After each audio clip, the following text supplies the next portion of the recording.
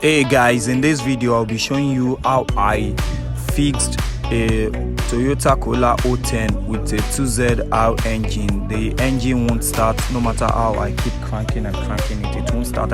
As you can see, this car it has been long, it has been parked for long, while the pump won't pump fuel to the injector, to the nozzles, and this is because of it. The wire is naked and it's damaged the pump, and I have to replace the pump and get a sellotape and tape the naked wire, and I fix it back instantly, and while doing that the vehicle was out, so it's now working perfectly.